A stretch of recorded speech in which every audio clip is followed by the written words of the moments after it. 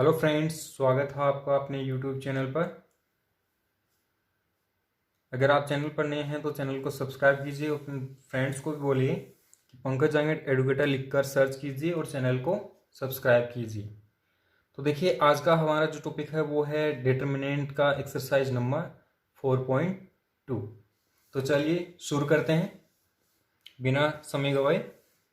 पहला जो सवाल है वह है कि यदि एक सारणिक दे रखी है एल एम 2 3 बराबर 0 हो तो एल अनुपात एम ज्ञात कीजिए। देखिए, इस तरह का सवाल हम 4.1 में भी कर चुके हैं, बहुत ही आसान है। सबसे पहले जो आपको सारणिक दी हुई है उसका हम प्रसार करेंगे, फिर इसका मान निकालेंगे तो एल अनुपात एम आपको प्राप्त हो जाएगा। तो देखिए, आपको दिया हुआ है एल एम 2 3 बराबर 0। 2 × 2 की जो कोई भी सारणिक होती है उसका मान ज्ञात करना बहुत ही आसान है। उसके अग्र विकर्ण के अवयवों का गुणा करके उसमें से पश्च विकर्ण के अवयवों का गुणा माइनस करते हैं।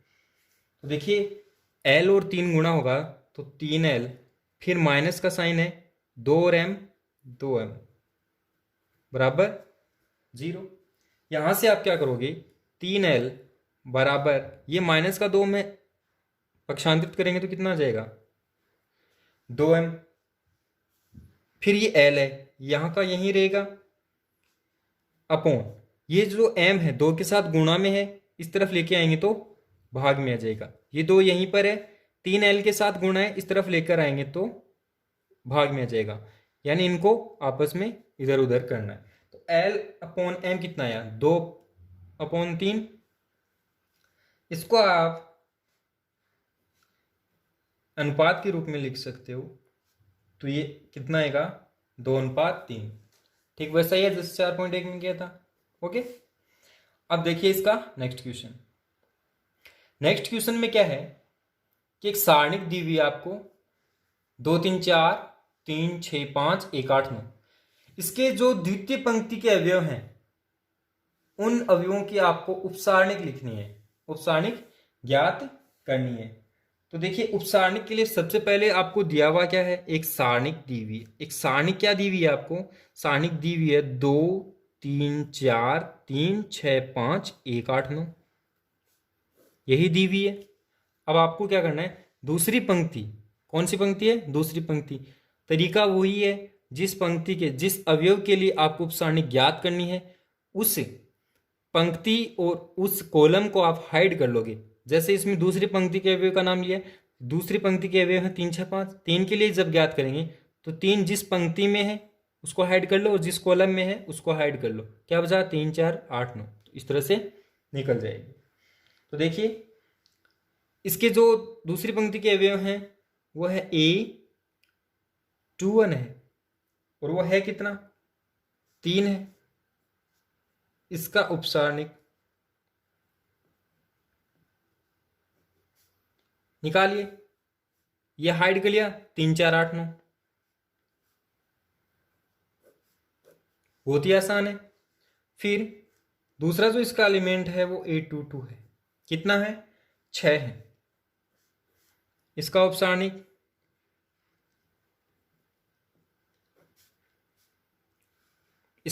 देखिए, 6 के लिए 6 इस रो में है, इस कॉलम में है, छुपा लिया 2 4 1 9, 2 4 1, बहुत ही आसान है। अब देखिए इसका नेक्स्ट में है, इसका कौन सा एलिमेंट आएगा, A23 आएगा, कितना है 5। इसका उपसारणिक ठीक इसी तरह से निकालना है। 5 किस कौन सी पंक्ति में, इस पंक्ति में, इस कॉलम में, ये हाइड कर लिया, ये हाइड कर लिया, क्या बचा 2 3 1 8, कितना बच गया 2 3 1 8। ये इसके जो दूसरी पंक्ति के अवयव हैं उन सब की आपको उपसारणिक मिल चुकी हैं, यही होंगी। ठीक है, अब आप देखिए आगे का इसका क्वेश्चन। इसका जो नेक्स्ट क्वेश्चन है उसमें आपको एक सारणिक दी हुई है। सारणिक है 13 16 19 14 17 20 15 18 21। इसका आपको क्या करना है, मान ज्ञात करना है। क्या करना है, मान ज्ञात करना है। तो देखिए, ये सारणिक आपको दी हुई है, इसका आपको मान निकालना है। तो देखिए इसकी संख्याएं काफ़ी बड़ी हैं, 13, 16, 19, 14, 17, 20। अगर आप इसका किसी एक पंक्ति या स्तंभ के अनुसार प्रसार करके अगर इसका मान निकालना चाहोगे तो आपको जो गणना है वो ज़्यादा करनी होगी। इसके लिए देखिए हमने जो सारणिक के गुणधर्म पढ़े हैं वो हम काम में लेंगे। तो देखिए इसमें संक्रियाएं लगानी होंगी। अब संक्रियाएं कैसे लगानी होंगी? देखिए संक्रियाएं लगाना कोई एकदम से ही समझ में नहीं आता है, उसके लिए आपको थोड़ा प्रैक्टिस की ज़रूरत है। जैसे जैसे आप जितनी प्रैक्टिस करोगे आपको अपने आप ही पता चल जाएगा कि इसमें कौन सी संक्रियाएं लगाएं और किस तरह से लगाएं, और फिर जितनी प्रैक्टिस करोगे सवाल उतने ही आसान होते जाएंगे। अब आप देखिए इसकी जो दूसरी रो है इसका और इसका अंतर कितना है? एक है, यहां पर भी एक, यहां पर भी एक, यानी इसमें कोई एक संक्रिया लग सकती है। फिर आप इसका और इसका देख लीजिए, इसमें कितना है? 2 बराबर आ रहा है। तो देखिए शुरू करते हैं। अब मुझे तो पता है किस तरह से संक्रिया लगेंगी। आप देखिए इसमें, आप इसमें संक्रिया लगाओ। ये जो दूसरी इसकी रो है R2, इसको बदलना है। किस तरह से बदलना है? R2 माइनस R1 से। और इसके साथ ही आपको जो इसकी तीसरी रो है उसको भी बदलना है R3 माइनस R1 से। यानी ये समझ लीजिए कि इसकी जो दो रो हैं R2 और R3 उसमें से R1 को निकाल के लिखना है। ठीक है, तो देखिए पहली इसकी जो R1 रो है उसमें कोई भी फर्क नहीं आएगा, क्योंकि R1 में हमने कोई संक्रिया नहीं लगाई है। किसमें लगाई है? R2 और R3 में लगाई है। तो R1 जैसी है वैसी की वैसी ही रहेगी। तो R1 तो आप पहले लिख दो, 13, 16, 19। अब आप देखिए R2 की जगह आपको क्या लिखना है? R2 में से R1 है वो निकाल के लिखना है। अब R2 में से R1 कैसे निकालते हैं? इसका मतलब है उसके संगत अवयव में से संगत अवयव निकालना है। जैसे ये R2 का अवयव है, इसके संगत R1 में जो अवयव है वो क्या है? ये वाला है। तो इसमें से ये निकालेंगे तो कितना आएगा? 1 आएगा। 17 में से 16 निकालेंगे तो भी 1 आएगा। 20 में से 19 निकालेंगे तब भी 1 आएगा। अब आपको R3 में संक्रिया लगानी है। क्या करना है? R3 minus R1, 15 minus 13 2, 18 minus 16 ये भी 2, 21 माइनस 19 ये भी 2 आ गया। अब देखिए प्रसार करने के बजाय आप जो सारणिकों की गुणधर्म हैं उनका उपयोग करके ही सारणिकों का हल निकालोगे, तभी ये आसानी से निकलेगा। अब आपको पता है कि आप किसी भी सारणिक के पंक्ति या स्तंभ में से अगर कोई संख्या कॉमन आ रही है तो कॉमन ले सकते हो। तो देखिए यहाँ पर ये 2, 2, 2 है, आप इनको कॉमन ले सकते हो ना, तो ले लिया। कितना बचा? 1, 1, 1। अब आपने एक सारणी का गुणधर्म पढ़ा है कि किसी भी सारणी के कोई भी दो स्तंभ या पंक्तियां सर्वसम हैं यानी एकदम से समान हैं, तो उस सारणी का मान कितना होगा? 0 होगा। सारणी का मान कितना आएगा? 0 आएगा। ये 2 है बाहर, गुणा इसकी ये जो दो पंक्तियां सर्वसम है तो इसका मान कितना आएगा? 0 आएगा। तो मान क्या आ गया? 0। देखिए साइड में आप ये लिख भी सकते हो कि R2 बराबर R3, R2 बराबर क्या है? R3 है। दोनों पंक्तियां क्या है? सर्वसम है, एकदम से समान है। पूरा जो प्रॉपर्टी का कथन है वो आपको याद रखना है कि किसी भी सारणी के कोई दो स्तंभ या पंक्तियां अगर सर्वसम हैं तो उस सारणी का मान क्या होगा? 0 होगा। ठीक है, तो इसका मान कितना आ जाएगा? 0 आ जाएगा।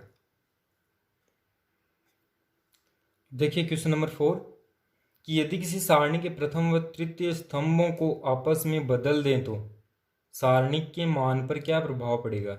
देखिए आपने जो सारणिक हैं उसके गुणधर्म में पढ़ा था, क्या पढ़ा था कि यदि किसी सारणी की कोई भी दो पंक्तियों या स्तंभों को परस्पर बदल दिया जाए तब सारणी का संख्यात्मक मान वही रहता है, किंतु उसका चिन्ह क्या होता है? बदल जाता है। चाहे तो कोई दो पंक्तियां बदल दो, चाहे कोई दो स्तंभ आपस में बदल दो, तो सारणी का जो मान है वो तो वही रहेगा, लेकिन उसका चिन्ह क्या है?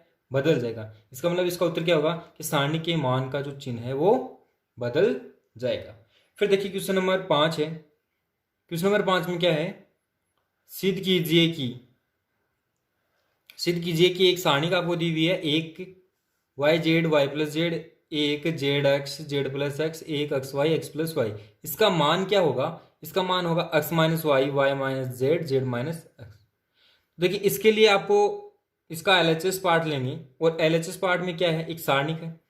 अब इस सारणी का प्रसार करने के बजाय आप इसमें कुछ संक्रियाएं लगाएंगे, और संक्रियाएं क्या लगाएंगी, ये देखिए यहाँ पर एक एक एक है, तो हम चाहेंगे कि इनमें से कोई एक या दो को हम क्या बना दें, शून्य बना दें। तो इसके लिए आप संक्रिया क्या लगाओगे, R1 जो इसकी रो है उसको आप किससे रिप्लेस करोगे, R1 माइनस R2 से, यानी R1 की जगह R1 में से R2 निकाल के लिखेंगे, माइनस करके लिखेंगे। अब देखिए ये संक्रियाएं, इसका जो आपको प्रूफ करने वाला पार्ट है उस पर भी डिपेंड करते हैं, उसी तरह से लगाएंगे। दूसरा इसका जो R2 रो है उसमें भी एक संक्रिया लगाएंगे, R2 माइनस R3। तो देखिए आगे संक्रिया लगाने के बाद आपको जो सारणी मिलेगी वो क्या मिलेगी, R1 की जगह R1 माइनस R2 है तो मिलेगा 0, y x minus Z x y minus x. R2 की जगह क्या है, R2 माइनस R3, तो ये मिलेगा 0, z x minus x Y Z minus y. और जो R3 है वो एज इट इज है, उसमें कोई चेंज नहीं है, तो वो ऐसा का ऐसा लिख देंगे 1 x Y x plus y. ये आपको मिल गया। अब देखिए यहां जो इसका ये वाला कॉलम बन रहा है, इस कॉलम में क्या देख रहे हो आप कि इसमें कुछ कॉमन लिया जा सकता है, और कॉमन क्या लिया जा सकता है, अगर मैं इसमें से x कॉमन लूं तो y माइनस जेड आएगा। सॉरी, इसमें से मैं अगर z कॉमन ले लूं तो क्या आएगा, ये z है, R2 minus R1 minus R2 जब आपने लिखा तो Y Z minus Z X है, Y Z minus Z X है। तो ये जेड जब मैं कॉमन ले लूंगा तो क्या आएगा, ये 0 है। जेड में अगर कॉमन लूं तो आएगा वाई माइनस एक्स आएगा, लेकिन आपको जो प्रूफ करना है उसमें एक्स माइनस वाई है, जो प्रूफ करना है उसमें क्या है, एक्स माइनस वाई है। इसलिए मैं जेड कॉमन ने लेकर क्या ले लूंगा, माइनस जेड कॉमन ले लूंगा, क्या ले लूंगा, माइनस का जेड। तो ये आ जाएगा एक्स माइनस वाई। यहां पर वाई माइनस एक्स है, अगर मैं इसमें माइनस ए कॉमन लूं तो ये भी क्या बदल जाएगा, एक्स माइनस वाई में बदल जाएगा। ठीक इसी तरह से मैं अगर दूसरे वाले में कॉमन लूं, क्या कॉमन लूं मैं, एक्स कॉमन ले लूं तो ये क्या बन जाएगा, वाई माइनस जेड, माइनस का लेना पड़ेगा ये भी, वाई माइनस जेड। यहां से भी मैं माइनस ए कॉमन ले लूंगा तो वाई माइनस जेड आ जाएगा। तीसरा जो रो है वो एज इट इज है 1 x Y x plus y. अब आप देखिए इसका ये वाला जो रो है इसमें से आप x माइनस वाई कॉमन ले सकते हो, इस रो में से y माइनस जेड कॉमन ले सकते हो, तो ले लीजिए। आपने इस रो में x माइनस वाई कॉमन लिया, बाहर आ गया, इसमें से y माइनस जेड कॉमन लिया, तो अब आपकी सारणी क्या बच गई, ये 0 है, minus z minus 1 0 minus x minus 1 1 x Y x plus y, ये बच गया। कैसे आया है, R1 में से x माइनस वाई, R2 में से y माइनस जेड कॉमन लेने पर। ठीक है, अब आप देखिए इसमें चाहे तो आप इसका प्रसार कर दो और चाहे आप इसमें कोई और संक्रिया लगा लो। अगर मैं इसमें संक्रिया लगाऊं तो क्या मिलेगा, अगर इन दोनों को हम 0 कर दें, ये भी इसमें से अगर माइनस होगा तो देखिए इसमें संक्रिया लगा सकते हैं हम, संक्रिया लगाएंगे कि R1 में लगाएंगे, R1 की जगह आप R1 माइनस R2 लिख दो, तो ये जब संक्रिया लगाएंगे तो ये आएगा x minus Y Y minus z, ये तो पहले से है, कॉमन ले रखा है आपने।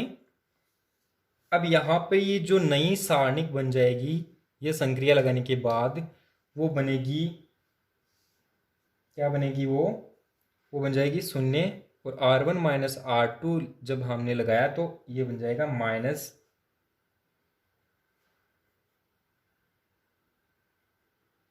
जेड और माइनस एक्स, क्योंकि माइनस का जेड प्लस का एक्स होगा, तो ये हमने माइनस पहले ही कॉमन ले लिया, क्योंकि आपको जो आर एच एस है उसमें जेड माइनस एक्स चाहिए। ये जीरो है, माइनस एक ये क्या हो गया, जीरो हो गया। फिर ये जीरो माइनस एक्स माइनस एक x Y x plus y. देखिए अब इसमें बहुत ही छोटी हो गई है ये। अब आप क्या करोगे, यहां वाली ये जो पंक्ति है इसमें से आप जेड माइनस एक्स भी क्या ले लो, कॉमन ले लो।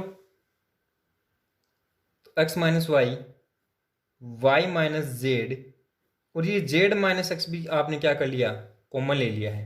अब यहाँ पर क्या बच गया, जीरो माइनस एक जीरो, और zero minus x minus one, one x Y x plus y, ये बचा है।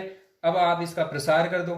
अब क्या करो, इसका प्रसार कर दो। प्रसार करेंगे तो ये तो ऐसा का ऐसा ही रहेगा, X minus Y, Y minus Z, Z minus X. इसका प्रसार आप किसी भी पंक्ति से कर दो। अगर मैं यहां से करूँ, इसकी पहली पंक्ति से इसका अगर प्रसार करेंगे तो ये क्या आएगा, देखिए इसमें सीधा ही लिख सकते हो आप। यहां पर ये देखो, अगर ये एलिमेंट ही जीरो है तो यहां चाहे कुछ भी आए वो क्या होगा, जीरो ही होगा। फिर ये प्लस माइनस होता है ना, प्लस माइनस प्लस, चिन्ह क्या होता है, प्लस माइनस प्लस होता है पहली पंक्ति के लिए, तो ये माइनस होगा, ये माइनस इस माइनस से इंटू होगा, तो ये प्लस वन हो जाएगा। अब इसकी उपसारणी क्या आएगी, ये तो जीरो और ये माइनस वन होगा, तो ये तो जीरो और माइनस माइनस क्या हो गया, प्लस वन। फिर आगे फिर से जीरो है, तो इसके साथ यहाँ पे चाहे कोई भी उपसारणिक गुणा हो वो उसका मान भी कितना आएगा, जीरो ही आएगा। कोई जरूरत नहीं है लिखने की, सीधा लिख दो।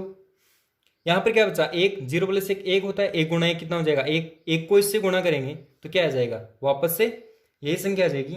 तो x minus Y, Y minus Z, Z minus X, और ये क्या है, इसका RHS पार्ट है। प्रूव हो गया, ओके। देखिए नेक्स्ट क्वेश्चन, एक सारणिक आपको दी हुई है, zero B square A C square A square B zero C square B A square C B square C zero का मान ज्ञात कीजिए। तो देखिए इसका मान याद करते हैं, बहुत ही आसान है। आपको दिया हुआ क्या है, एक सारणिक दी हुई है, ठीक है। अब आप इसके कॉलम पे एक बार एक नज़र डालिए। कॉलम के अंदर यहाँ पर ये जीरो है, ये ए स्क्वायर कॉमन आ रहा है। यहाँ पर अगर आप इसमें नज़र डालोगे तो ये बी स्क्वायर कॉमन आ रहा है, ये जीरो है तो इसमें से बी स्क्वायर कॉमन आ जाएगा। ये सी स्क्वायर है, ये जीरो है तो यहाँ से भी सी स्क्वायर कॉमन आ रहा है। तो इसमें तीनों जो कॉलम है उससे क्रम से ए स्क्वायर बी स्क्वायर और सी स्क्वायर अगर आप कॉमन ले लो तो ये और भी आसान हो जाएगा। तो देखिए कॉमन लेते हैं, इसके पहले दूसरे तीसरे जो कॉलम है उनसे क्रम से ए square B square C square common ले लो। तो अब जो आपके पास सारणिक बचेगी वो क्या बचेगी, देखो जीरो बी सी, ए जीरो सी और ए बी जीरो, ये बच गई। अब देखिए, अब आप एक बार अगर इसमें से फिर देखो, पहले आपने कॉलम में से कॉमन लिया था। अब अगर आप इसकी रो के ऊपर ध्यान दोगे तो पहली रो में देखिए जीरो ए है, तो इस रो से ए कॉमन ले सकते हो। दूसरी वाली रो में बी जीरो बी है तो यहां से आप बी कॉमन ले सकते हो। तीसरी रो पे ध्यान दोगे तो देखो सी जीरो है तो यहां से आप सी कॉमन ले सकते हो। तो देखिए यहां से क्रम से पहली दूसरी तीसरी रो से ए बी और सी जब कॉमन लोगे तो कॉमन लेने के बाद जो नई सारणिक मिलेगी वो देखिए आप, नई सारणी देखिए, एबीसी जब हमसे इस कॉमन ले लिया है तो यहां पर आ जाएगा जीरो, ये वन वन आ गया और ये वन जीरो वन आ गया, फिर ये वन वन जीरो आ गया। अब आप इसका प्रसार आराम से कर सकते हो। देखो ये दोनों मल्टीप्लाई हो जाएंगे और मल्टीप्लाई होकर क्या आ गया, ए cube B cube C cube आ गया। अब आप इसका प्रथम जो पंक्ति है उसके अकॉर्डिंग इसका प्रसार कर दीजिए। प्रसार जब हम करेंगे तो ये तो जीरो है, यहाँ पर क्या आएगा लिखने की कोई ज़रूरत नहीं है, क्योंकि अगर ये जीरो है तो जीरो से कोई भी संख्या गुणा करेंगे जीरो आ जाएगा, इसलिए ये यहीं पर रख दो। फिर ये प्लस माइनस प्लस होता है तो ये माइनस का वन। अब आप देखिए ये रो ये कॉलम हाइड करेंगे तो ये one into zero zero, one into one one, तो जीरो माइनस वन आ जाएगा। फिर प्लस ये प्लस का वन आएगा प्लस वन, ये हाइड करेंगे तो ये वन माइनस जीरो आ गया। तो ये ए cube B cube C cube, इसको सिंपल करेंगे तो सिंपल करने पे आप देखिए क्या आएगा, ये तो जीरो है जीरो ही रहेगा, कोई फर्क नहीं पड़ेगा। ये माइनस का एक है, इस जीरो माइनस एक यानी माइनस एक, इससे गुणा होगा तो क्या आ जाएगा एक, और ये एक गुणा एक कितना होगा एक, तो एक प्लस एक कितना हो गया दो, तो ये दो इसके साथ गुणा हो जाएगा दो, ए cube B cube C cube, यही क्या है इसका मान है। ठीक है, देखिए क्वेश्चन नंबर 7 कि निम्न समीकरण को हल कीजिए। एक समीकरण दी हुई है सारणी के रूप में, x माइनस दो, दो एक्स माइनस तीन, तीन एक्स माइनस चार, एक्स माइनस चार, दो एक्स माइनस नौ, तीन एक्स माइनस 16, एक्स माइनस आठ, दो एक्स माइनस 27, तीन एक्स माइनस 64 बराबर क्या है जीरो। तो इसको हल करना है, हल करने का मतलब है जो x है उसका मान ज्ञात करना है।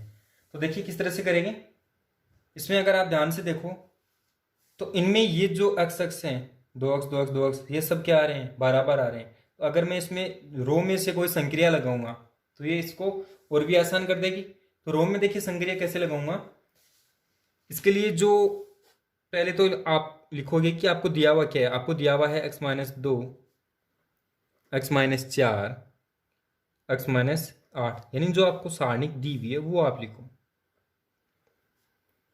दो एक्स माइनस नौ, दो एक्स माइनस 27, और ये तीन एक्स माइनस चार, तीन एक्स माइनस 16 और तीन एक्स माइनस 64। ठीक है, बराबर जीरो दिया हुआ है।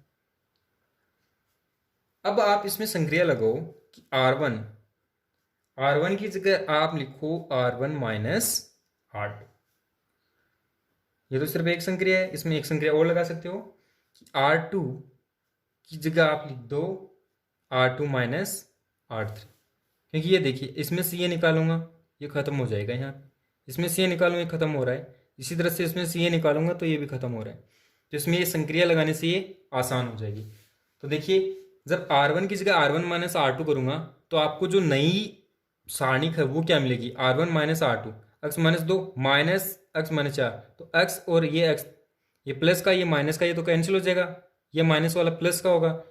ठीक है, तो ये बच जाएगा दो।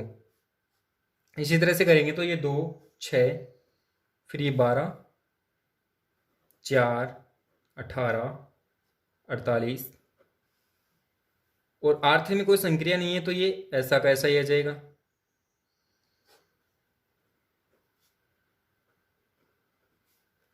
बराबर जीरो चल ही रहा है। अब आप देखिए इसकी पहली और दूसरी रो पर अगर आप नजर डालोगे तो इसमें से इसमें भी दो कॉमन आ रहा है पूरे मेरे, इसमें भी दो क्या आ रहा है कॉमन आ रहा है, तो ये दो गुणा दो आप कॉमन ले लो। ये दो गुणा दो कॉमन लेने के बाद आपके पास जो नई सारणी बनेगी वो बनेगी एक तीन छः, दो नौ 24, और इसमें तो कोई चेंज है नहीं, एक्स माइनस आठ, दो एक्स माइनस 27 और तीन एक्स माइनस 64। ठीक है, ये बराबर जीरो चल रहा है, ये आप ध्यान रखोगे। अब आप देखिए, अब आप इसमें और संक्रिया लगा सकते हो। संक्रिया कैसे लगाओगे, आप इसमें और इसमें देखिए, अगर मैं इसका दुगुना करके भी इसमें से माइनस करूं तो कोई फर्क नहीं पड़ रहा है, संख्याएं छोटी हो जाएंगी। मैं क्या करूंगा, R2 को मैं R2 माइनस 2R1 से रिप्लेस कर दूंगा, बदल दूंगा, ये संक्रिया इसमें लगा दूंगा। तो देखिए दो गुणा दो कितना हो गया, 4 हो गया। अब R2 में ये संक्रिया लगानी, किसमें R2 में लगानी है, तो R1 तो ऐसा का ऐसा ही रहेगा, एक तीन छः, इसमें तो कोई परिवर्तन नहीं है। इसमें आप संक्रिया लगाएंगे तो ये आ जाएगा 0 3 12, और ये ऐसा का ऐसा रहेगा, एक्स माइनस 8, दो एक्स माइनस 27 और तीन एक्स माइनस 64। ओके, अब ये बराबर किसी से चल रहा है, जीरो के चल रहा है ना। अब आप इसका प्रसार कर दो, क्योंकि इसमें अब और कोई संक्रिया लगाने वाली नहीं है, ना ही लगेगी इसमें। तो अब आप क्या करोगे, इसका प्रसार करोगे, किसी भी रो या कॉलम के अकॉर्डिंग इसका प्रसार कर दो। तो अगर इसमें 0 देखा जाए तो इसका जो पहला कॉलम है उसके अंदर एक 0 है, तो इसके अकॉर्डिंग इसका आप प्रसार कर दो। तो ये देखिए 4 तो बाहर है। C1 के सापेक्ष अगर मैं इसका प्रसार करूं, किसके, C1 के सापेक्ष प्रसार मैं अगर इसका करना चाहूंगा तो देखिए इसमें क्या आएगा, ये 1 है, इस C1 का एलिमेंट है ना। अब इसको मैं हाइड करूंगा तो ये इससे मल्टीप्लाई होगा, ये इससे होगा। ओके, 3 इससे मल्टीप्लाई हो रहा है, 3x माइनस 64, फिर क्या आएगा, माइनस आएगा ना, -12, 2x माइनस 27। फिर देखिए ये 0 है, ये क्या है, 0। और आपको पता है ये 0 है तो आपको लिखने की जरूरत ही नहीं है, क्या सीधा 0 रख दो। और ये एलिमेंट क्या आएगा, प्लस आएगा ना, प्लस x माइनस 8, इसके साथ क्या मल्टीप्लाई होगा, x माइनस, इसको हाइड करेंगे, ये हाइड किया, 3 गुना 12, 12 36, माइनस 6 गुना 3 18, सीधा रख दो, बराबर किसी के चल रहा है, 0 के चल रहा है। अब देखिए ये 4 है, इसको आप ओपन करोगे तो ये आएगा 9x, माइनस ये हो जाएगा 192, फिर माइनस ये आएगा 24x, ये माइनस माइनस आएगा प्लस, और 27 54 उत्तर ये आ जाएगा 324। ये 0 है, इसको छोड़ दो, प्लस अब ये 36 माइनस 18 कितना आएगा, 18 आएगा ना। तो 18 को इससे जब मल्टीप्लाई करेंगे तो आएगा 18x माइनस, और 18 इंटू 18 कितना आएगा, सॉरी 18 इंटू 8, फिर क्या आ जाएगा, 18 इंटू 8 आ जाएगा। तो देखिए ये 36 माइनस 18 18, तो 18 इंटू एक्स माइनस 8 बराबर किसके चल रहा है, 0 के। अब आप देखिए ये 4 है, ये 9x है, ये इसको जब ओपन करेंगे तो ये 18x, तो 18 और 9, और ये माइनस का 24, तो बच जाएगा 3x। फिर देखिए ये माइनस का 192 है, ये 324, ये 18 इंटू 8 144, तो ये जब इसको और इसको जोड़ के इसमें से माइनस करेंगे तो ये आएगा 12 बराबर 0। ये 0 तो बराबर में चल ही रहा है। अब देखिए ये 4 है, ये इसको इस तरफ भेजेंगे, 0/4 कितना हो जाएगा, 0 हो जाएगा। फिर आपके पास मान क्या आया, 3x माइनस 12 बराबर 0। तो यहां से आप 3x का अगर मान निकालना चाहो तो 3x बराबर 12 आएगा। तो यहां से x का मान कितना आएगा, 12/3, यानी कि 12/3 का मतलब क्या आ गया, 4। इसका मतलब x बराबर क्या आ गया है, 4 आ गया है। x बराबर क्या आ गया है, 4। यही इसका क्या है, सॉल्यूशन है। ओके, अब इसका नेक्स्ट क्वेश्चन देखिए।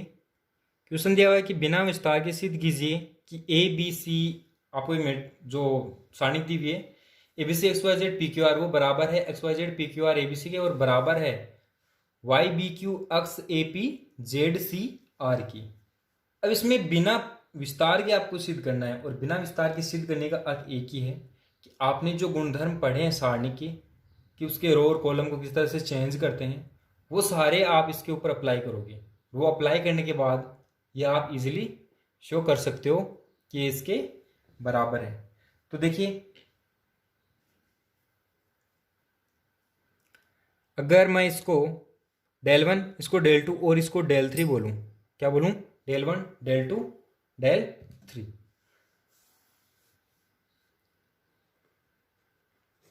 मैंने मान लिया कि माना ये del 1 है, पहली जो इसकी मैट्रिक्स है वो क्या है, सॉरी सारणी का वो क्या है, del 1। दूसरी है इसकी del 2, दूसरी क्या है, del 2 मान ली। तीसरी del 3 मान ली। ये इसलिए मान रहे हैं कि लिखने में थोड़ी आसानी हो, आराम से इसको सिद्ध कर सके। ओके, अब आप क्या करोगे, del 1 ले रहे हो, पहले क्या ले लोगे, डेल वन, क्योंकि पहले की बराबरी दूसरा और तीसरा दिखाना है। तो डेल वन आपने ले लिया, यानी कि पहली जो सारणी को वो ले लिया आपने। क्या है ये? A B C X Y Z and P Q R. अब आपको इसको इस रूप में चेंज करना है। आप ध्यान से देखिए, इसका जो पहला रो है वो तीसरी की जगह चला गया, चला गया ना, और जो तीसरा है वो दूसरे की जगह आ गया है। इसी तरह से चेंज हो रहा है, यानी पी क्यू आर वाला यहाँ से यहाँ आ गया, ए बी सी वाला नीचे चला गया, एक्स वाई जेड उससे भी ऊपर चला गया। तो उसमें पंक्तियों और स्तंभों को परस्पर बदलने पर क्या करेंगे? पंक्ति व स्तंभों को परस्पर बदलने पर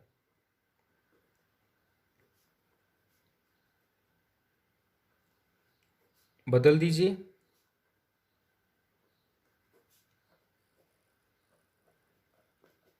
देखिए किस तरह से बदला है।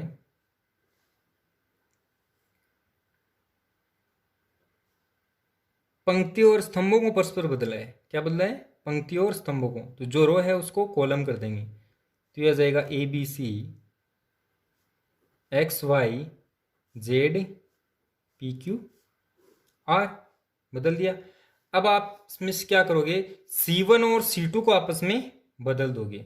C1 और जो C2 है उसको आप आपस में बदल दोगे, C1 और C2 को, यानी C1 की जगह C2 रख दो और C2 की जगह C1 रख दो। और आपने सारणी के गुणधर्म में पढ़ा है कि अगर कोई भी दो स्तंभ और ये दो पंक्तियां आप एक दूसरे के साथ चेंज करोगे तो उसका जो मान है वो क्या हो जाएगा?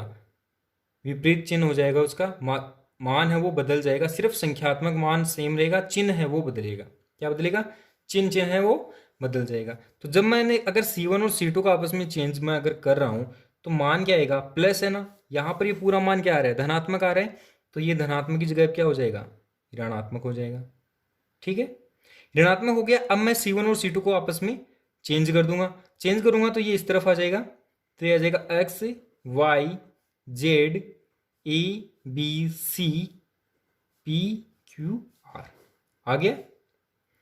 अब मैं क्या करूंगा? इसको R1 को है ना वो R2 से फिर से चेंज कर दूंगा। R1 को R2 से चेंज कर दूंगा। जब मैं R1 R2 दो कोई भी पंक्तियां हैं उनको मैं अगर चेंज कर रहा हूं तब भी इसका जो मान है वो विपरीत चिन्ह का आएगा, यानी -1 से फिर से गुणा होगा। ओके, अब क्या करूंगा? इसकी जो R1 R2 को मैं बदल रहा हूं तो R1 की जगह R2 रखूंगा, R2 की जगह R1 रखूंगा। तो ये आ गया YB Q X A P Z C R। ठीक है, ये आ गया। अब आप देखिए, ये -1 का स्क्वायर है तो ये 1 हो गया है। हुआ या नहीं हुआ? इसको आगे मैं लिख दूंगा तो ये आ जाएगा YB Q X A P Z C R। और ये क्या है? अगर आप ध्यान से देखो तो ये डेल 3 जो मैंने माना था वो है, और हम लेकर क्या चले थे? डेल 1। इसका मतलब डेल 1 बराबर है डेल 3। इसका एक पार्ट तो क्या है? प्रूफ हो गया। एक पार्ट तो क्या है? प्रूव हो गया। अब आप पुनः जो डेल 1 है ना वहां पर चलोगे। क्यों? क्योंकि डेल 1 के बराबर ही आपको डेल 2 भी आप दिखाना है। तो उसके लिए आप क्या करोगे? R1 और R2 को आपस में चेंज करो। डेल 1 में जो R1 है ना उसको R2 के साथ आप इंटरचेंज कर दो। जब डेल 1 में R1 और R2 को हम चेंज करेंगे तो देखिए जो डेल 1 आपकी है वो कुछ इस तरह से बदल जाएगी। क्या बदलेगा डेल 1 में? एक तो माइनस का चिन्ह आ जाएगा, ठीक है, क्योंकि आपने दो पंक्तियां आपस में बदली हैं। तो क्या आएगा? चिन्ह ऋणात्मक होगा ही। और मान क्या आ जाएगा इसका? X A P Y B Q Z C R, ये आ गया। अब फिर से आप इसमें क्या करोगे? R2 को R3 से बदल दो। R2 को किससे बदल दो? R3 से बदल दो। तो डेल 1 है वो -1 का स्क्वायर आएगा। डेल वन क्या आएगा, -1 का स्क्वायर आएगा, और ये मान आ जाएगा X P A Y Q B Z R C. आ गया मान। इसको मैं क्या लिख सकता हूं, -1 का स्क्वायर तो क्या आ जाएगा, ये तो 1 आ जाएगा, तो ये एज इट इज आ जाएगा X P A Y Q B Z R C. आ गया। ये किसके बराबर है, डेल टू के, है या नहीं है, डेल टू के बराबर है। इसका मतलब आप क्या लिख सकते हो, डेल वन बराबर डेल टू है। फिर देखिए ये जो समीकरण आई है वो इसको आप एक दे दो, इसको दो दे दो, तो समीकरण एक व दो से, समीकरण एक व दो से डेल वन बराबर डेल टू बराबर डेल थ्री, और ये प्रूव हो गया। यही आपको प्रूव करना था। ओके, अब देखिए आप नेक्स्ट क्वेश्चन नंबर 9 है। सिद्ध कीजिए कि एक सारणी आपको दी हुई है B plus C A plus B A C plus A B plus C B C A plus B C plus A C. इसके बराबर क्या प्रूव करना है आपको, A cube plus B cube plus C cube minus 3 ABC। Okay, तो देखिए इसका सबसे पहले एलएचएस पार्ट लेते हैं। इसका एलएचएस पार्ट क्या है, जो गिवन है डिटर्मिनेंट है सारणी का वो है, तो ये है B plus C plus A plus B A plus B plus C plus A B C. अब देखिए इसका सीधा प्रसारण करके आप इसमें क्या करोगे, संक्रिया लगाओगे। संक्रिया सबसे पहले जो इजी संक्रिया रहेगी वो रहेगी R1 के लिए, R1 को आप रिप्लेस कर दो R1 plus R2 plus R3 से। ओके, जब R1 को R1 plus R2 plus R3 के साथ आप रिप्लेस करोगे तो देखिए क्या मान आएगा, ये माना जाएगा, देखो B plus C plus A plus B, तो ये twice of A plus B plus C आएगा। ठीक है, यहां पर भी आएगा twice A plus B plus C, और यहां पर सिर्फ A plus B plus C आएगा। ओके, नीचे वाले मान में कोई फर्क नहीं पड़ेगा क्योंकि आपने संक्रिया सिर्फ R1 के लिए लगाई है, तो ये एज इट इज आ जाएगा। ओके, अब आप क्या देखोगे कि पहली वाली जो रो है उसमें से आप ABC कॉमन ले सकते हो, ए प्लस बी प्लस सी आप इसमें से क्या कर सकते हो, इजीली कॉमन ले सकते हो। जब ये कॉमन ले लिया तो यहाँ पर क्या आ गया, 2 2 1, ये C plus A B plus C B A plus B C plus A C. Okay, अब आप फिर से इसमें संक्रिया लगाओ। अब आप लगाओगे संक्रिया वो कॉलम में लगाओगे, क्योंकि रो में अगर आप लगाओगे तो कॉम्प्लेक्स बन जाएगा ये। इसके बजाय आप किसमें लगाओगे, कॉलम में लगाओगे। कॉलम में देखिए जो C1 है उसकी जगह आप C1 माइनस C2 लिख दो, और जो C2 है उसमें आप C2 माइनस 2 ऑफ C3 लिख दो। ओके, जब ये हम मान इसमें लगाएंगे तो क्या आएगा, देखिए ए प्लस बी प्लस सी ये तो कॉमन पहले से ही बाहर चल रहा है।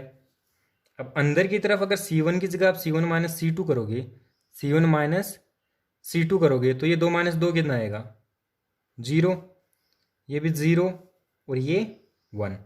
यहाँ पर आएगा A minus B C minus B और ये मान आ जाएगा B minus C A minus C. देखिए C1 माइनस C2 यानी इसमें से ये घटा के लिखने हैं, 2 minus 2 C plus A minus of B plus C A plus B minus of C plus A. Okay, तो ये मान आ गया। अब आप देखिए, अब आपका जो पहला पंक्ति है उसमें सिर्फ एक ही अवयव है और दो अवयव क्या हैं, शून्य हो गए। तो इसका इस प्रथम पंक्ति के अनुसार क्या कर देंगे, विस्तार कर देंगे। तो ए प्लस बी प्लस सी, तो यहां पर आप देखो लिख सकते हो प्रथम पंक्ति से प्रसार, ये लिखना चाहिए ताकि आपको याद रहे। अब आप देखिए ये जीरो है तो लिखने की कोई ज़रूरत नहीं है, इसके साथ जो भी आएगा मल्टीप्लाई होकर जीरो हो जाएगा। फिर ये माइनस आएगा, पहली रो है तो प्लस माइनस प्लस होता है तो ये माइनस आएगा, जीरो इसके साथ जो भी आएगा वो जीरो हो जाएगा, फिर प्लस वन। अब आपको लिखना पड़ेगा ये और ये आप हाइड करोगे, हाइड करने के बाद देखो ए माइनस बी ए माइनस सी ये दोनों मल्टीप्लाई होंगे, ए माइनस बी ए माइनस सी, फिर माइनस सी माइनस बी बी माइनस सी। ओके, अब आप इसको सिंपल करेंगे, सिंपल करेंगे तो ये ए प्लस बी प्लस सी बाहर है, अंदर की तरफ आप देखिए ये ए इंटू ये ए स्क्वायर है,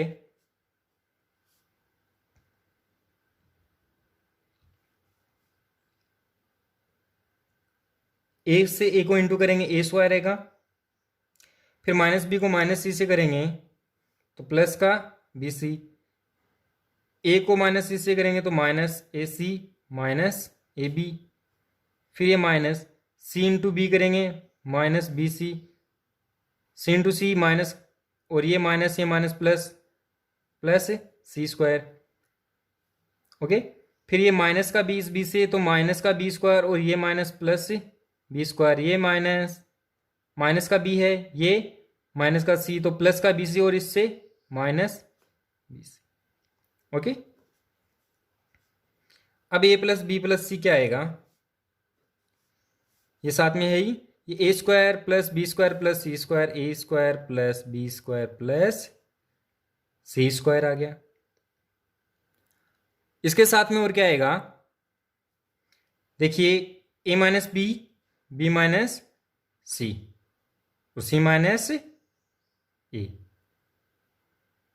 ए C A B B C, ये एक एक जो बी सी है वो कैंसिल हो जाएगा क्योंकि एक प्लस का है एक माइनस का है, minus A B minus B C minus C A, ये बी सी कैंसिल हो गया, ये बी सी बच गया है। ओके, अब आपको ये पता है कि ये एक एल्जेब्रिक फॉर्मूला है कि A plus B plus C into A square plus B square plus C square minus A B minus B C minus C किसके इक्वल होता है, A cube plus B cube plus C cube minus 3 A B C के होता है, और ये इसका क्या है RHS पार्ट है, तो ये क्या हो गया, प्रूव हो गया।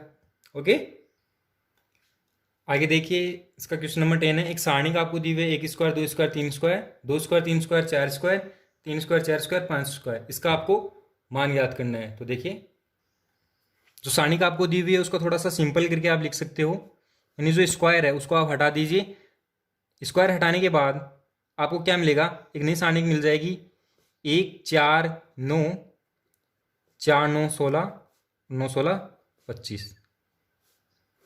ठीक है, अब इसका मान आपको ज्ञात करना है।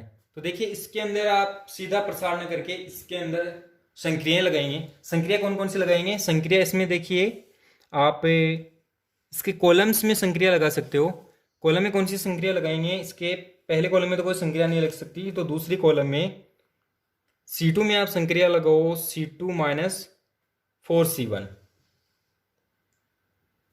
C2 माइनस 4C1 लगा दो, और C3 में आप लगा दो C3 माइनस 9C1 लगा दो। ठीक है, ये जब संक्रिया आप लगाओगे, C1 में कोई संक्रिया नहीं लगाई तो ये तो ऐसा का ऐसा 1 4 9। ओके, अब C2 माइनस 4C1, ये C2 है ये C1 है, C1 को 4 से गुणा करना है और इसमें से घटाना है। क्यों कर रहा हूं मैं ऐसा, मैं ऐसा इसलिए इन दोनों एलिमेंट को शून्य करने के लिए कर रहा हूं।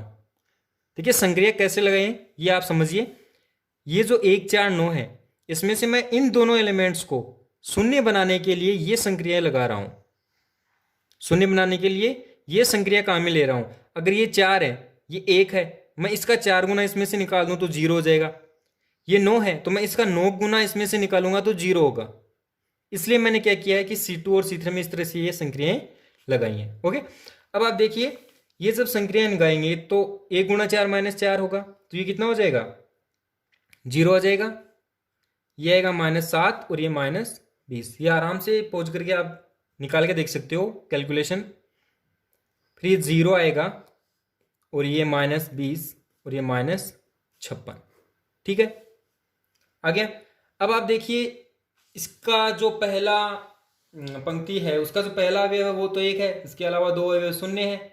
तो आप क्या करोगे, पहले पंक्ति के अकॉर्डिंग इसका आप प्रसार कर दो। प्रसार करेंगे तो पहला अवयव है 1, ये हाइड करेंगे।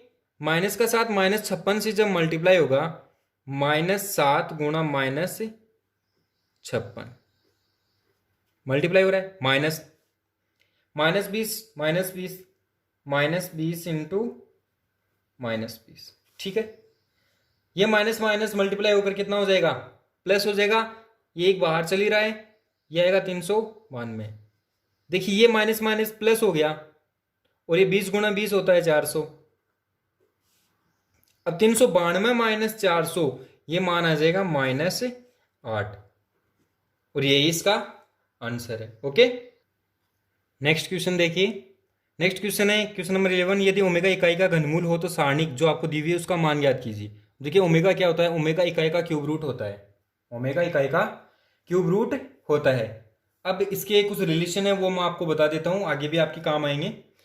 ओमेगा जो है, ओमेगा क्यूब इक्वल टू होता है 1, और एक होता है 1 plus omega square equal to होता है 0। ये आप याद रखोगे, ओमेगा का स्क्वायर है माइनस ओमेगा स्क्वायर होता है, और ओमेगा स्क्वायर का ओमेगा। तो देखिए ये है। अब आपके पास जो सारणिक है वो डेल आपको दिया हुआ है, क्या दिया हुआ है, 1 omega cube omega square omega cube 1 omega square omega 1, ठीक है। इसका मान आपको ज्ञात करना है। तो देखिए आप इसके अंदर सीधा इसका प्रसारण करके इसमें भी आप थोड़ा संक्रिया लगा लीजिए। अगर मैं इसमें करूं कि C1 माइनस C2 अगर मैं इसमें प्रसार करने से पहले ओमेगा क्यूब, देखिए यहां से आप देखिए, आप यहां से ओमेगा क्यूब बराबर आप 1 रख सकते हो। क्या लिख सकते हो, 1। तो इसको एक बार आप फिर से रिफाइन करके लिख दो, ओमेगा क्यूब की जगह आप 1 रख दो, ओमेगा स्क्वायर ओमेगा 1। ओके, ये आ गया। अब आपके लिए इजी हो गया। अब आप इसके अंदर संक्रिया लगा दो। संक्रिया क्या लगाओगे आप, C1 की जगह C1 माइनस से C2 रख दो। देखो C1 की जगह C1 माइनस C2, क्योंकि ये 1 माइनस 1 0, 1 माइनस 1 0, ये दोनों एलिमेंट 0 हो जाएंगे। इसके लिए मैं क्या लगा रहा हूँ, C1 माइनस C2 लगा रहा हूँ। तो जब C1 माइनस C2 C1 की जगह आप रखोगे तो जो नया सारणिक आपको मिलेगा वो मिलेगा 0 1 ओमेगा स्क्वायर 0 1 ओमेगा, वो ये ओमेगा स्क्वायर माइनस ओमेगा आएगा, फिर ये ओमेगा और 1। ओके, अब सारणी का आप प्रसार कर दो। क्यों कर दोगे प्रसार, क्योंकि इसका इस कॉलम के अंदर 2 एलिमेंट शून्य आ गए हैं। अब आप इसका इजीली प्रसार कर सकते हो, ठीक है। तो प्रसार करने से पहले आप देखिए, इसमें से आप प्रसार सीधा कर दीजिए, कोई जरूरत नहीं है कॉमन लेने की। इस एलिमेंट के अकॉर्डिंग इसका प्रसार करेंगे तो ये प्लस माइनस प्लस होता है, तो ये प्लस है, तो ये ओमेगा स्क्वायर माइनस ओमेगा आ गया। इसको जब हाइड करोगे तो ओमेगा माइनस ओमेगा स्क्वायर क्या आया, ओमेगा माइनस ओमेगा स्क्वायर आया। अब ओमेगा माइनस ओमेगा स्क्वायर आ गया है, ठीक है। आगे देखिए, ये ओमेगा स्क्वायर माइनस ओमेगा है, यहां से आप एक ओमेगा क्या कर लोगे, ओमेगा माइनस ओमेगा स्क्वायर है, यहां से आप ओमेगा अगर एक कॉमन ले लो, क्या ले लो, ओमेगा कॉमन ले लो, या फिर हाँ चलो ठीक है कॉमन ले लेते हैं, तो ये आएगा ओमेगा माइनस 1, यहाँ से ओमेगा कॉमन ले तो 1 माइनस ओमेगा, ये ओमेगा इंटू ओमेगा कितना हो गया, ओमेगा स्क्वायर। अब ये ओमेगा माइनस 1 है, ये 1 माइनस ओमेगा है। अगर मैं यहाँ से भी एक माइनस कॉमन ले लूँ तो ये आ जाएगा 1 माइनस ओमेगा का होल स्क्वायर आ गया, ठीक है, 1 माइनस ओमेगा का होल स्क्वायर। अब हम क्या करेंगे, ये तो माइनस ओमेगा स्क्वायर है ही, ये कोष्टक में आ गया 1 माइनस ओमेगा का होल स्क्वायर, तो बराबर इसको क्या लिख सकते हैं, माइनस ओमेगा स्क्वायर। अब 1 प्लस ओमेगा की जगह आप क्या लिख सकते हो, sorry 1 minus omega, 1 minus omega की जगह आप क्या लिखोगे, 1 plus omega square minus 2 omega, 1 plus omega square minus 2 omega. क्यों लिखा है, ठीक है, ये लिख दिया। क्यों लिखा है? क्योंकि 1 प्लस ओमेगा स्क्वायर बराबर क्या होता है? Minus omega. क्योंकि मैंने आपको रिलेशन क्या बताया है? 1 प्लस ओमेगा स्क्वायर बराबर 0 बताया है। तो यहाँ से एक मान क्या आ जाएगा? ये मान आ जाएगा minus omega square minus omega minus 2 omega. इसका हमने क्या कर दिया है? खोल दिया है इसको। तो 1 प्लस ओमेगा स्क्वायर के बराबर क्या आ जाएगा? माइनस का ओमेगा, ये माइनस 2 ओमेगा, कोष्टक बंद।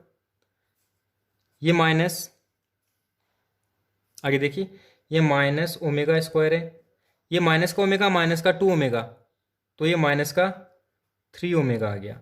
अब ये माइनस माइनस कितना हो गया? प्लस हो गया।